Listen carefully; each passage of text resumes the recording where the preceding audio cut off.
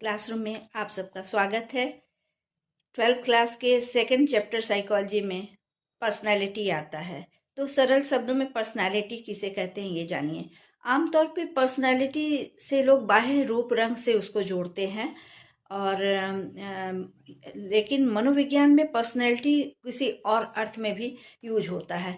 यानी आम शब्दों में आप कह सकते हैं कि हमारे आंतरिक और बाह्य गुणों का गतिशील संगठन हो सकता है, या हम कह सकते हैं कि व्यक्ति के विचारों, व्यवहारों, भावनाओं और विशेषताओं का ये एक संगठित रूप होता है।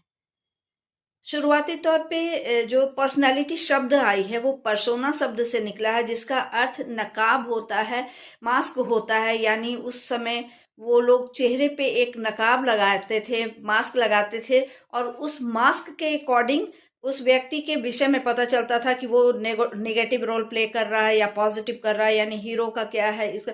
तो उस मास्क के आधार पे उसकी विशेषताओं का पता चलता था। उस कॉन्सेप्ट को लेके पर्सनालिटी शब्द निकला।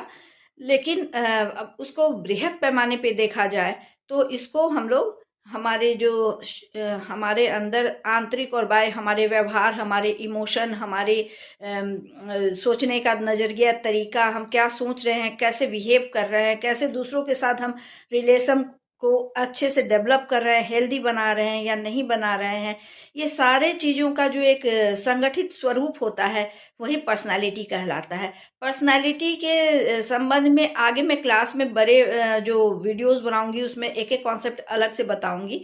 इसमें बस मैं बेसिक बातें बता रही हूँ कि विभिन्न मनोवैज्ञानिकों ने अलग अलग तरीके से पर्सनालिटी को परिभाषित किया। जैसे साइको एनालिटिक थ्योरी हुआ, बिहेवियरल थ्योरी हुआ। साइको एनालिटिक में सिगमंड फ्रायड का नाम बहुत ही लिया जाता है, उनका योगदान बहुत ही उपयोगी या आज के संदर्भ में भी जाना जाता है। एक उसका अलग विशेष महत्व रहा है, हालांकि उसकी बहुत क्रिटिसाइज हुई और बहुत सारे उसके काट में सिद्धांत बने।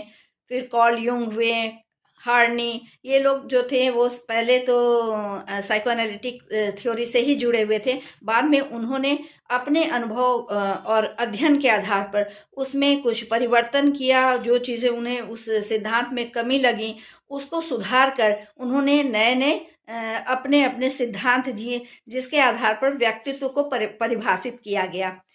तो मैं अलग अलग चैप्टर में बताऊंगी अलग, जैसे फ्राइड या साइको एनालिटिक का अलग, बिहेवियरल का अलग, वो सब बनाऊंगी। और तब तक ये छोटे छोटे वीडियोज में बनाऊंगी ताकि सरल शब्दों में आप चीज़ों को समझ पाएं कि व्यक्तित्व क्या है या सेल्फ कॉन्सेप्ट